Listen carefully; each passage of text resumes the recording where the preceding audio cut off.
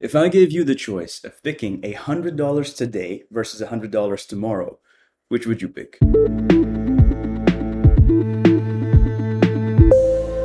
Now, before we talk about investing and money, I'd want to acknowledge that there's only one resource that is truly limited, and that is your time. And your time in the 25th year doesn't hold as much value as the time in your 50th year. So whenever you're making plans around money, I would advise you to see money as a means to an end, the end being the memories you make. So don't hoard and don't get bored. But back to the question.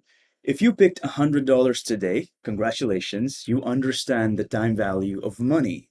Money today is worth more than money at some future date. And that is because of the earning potential of money that you can unlock if you have that money in hand today. And when I say unlocking the earning potential, I mean investing that money.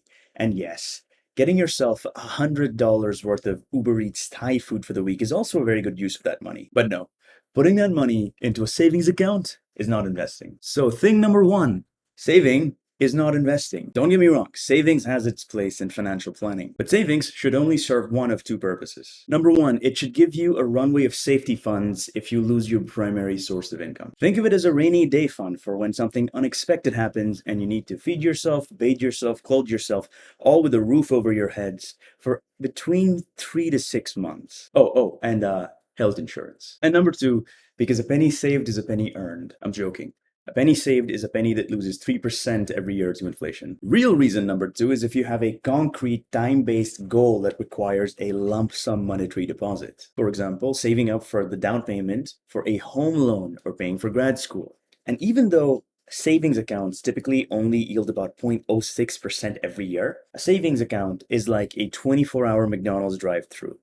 Always there for you. Thing number two, diversify. Bet on all the horses. Show up to a horse race while betting on dog fights. The point is, you've worked very hard to brood these eggs. You might as well put them in a whole bunch of different baskets. Put your money in different investment vehicles. And the rule of thumb is the riskier the investment, the higher the yield. So put some of your money in ETFs, some of your money in high growth stocks, some of your money in dividend stocks, some of your money in tech stocks, some of your money in oil stocks, some of your money in Bitcoin, some of your money in Dogecoin. You get the idea. Your investment portfolio should be a reflection of your risk appetite. If you can afford to make mistakes and you want to take the time to do deep research, then invest in some riskier investments like lesser covered stocks. But if you'd rather be hands off and are just trying to beat inflation and build a little bit of wealth, you should invest in index funds, for example. But no matter what you do, always remember thing number three, and that is to aim for the long game. Benjamin Graham,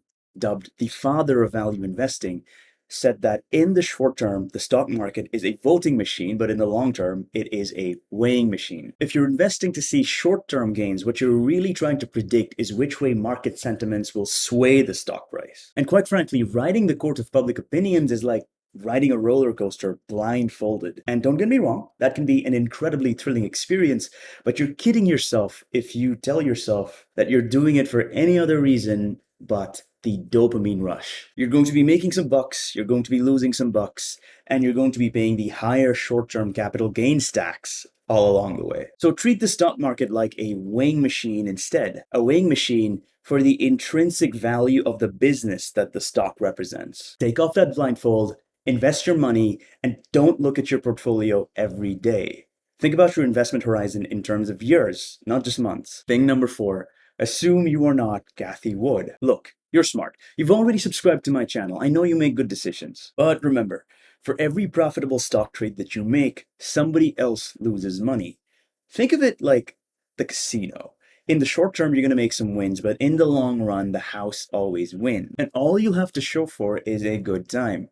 Gotta love that dopamine rush. The house, in this example, is the band of professional investors. Cathie Wood has a team of smart people who are dedicated to researching stocks, analyzing the underlying businesses, and allocating capital accordingly. To say that the research you do during bathroom breaks in the long term is better than theirs is a little delusional. And remember, you're not just investing money, you're investing two other very important and underrated resources: your time and your emotional energy. And if you find yourself checking Robinhood 24/7, the prorated hourly rate for the profit you made on that last trade isn't looking too good. That is all, folks. And remember, none of what I've shared is financial advice. I make these videos for your entertainment and to share my perspective. What are some of your trading tips?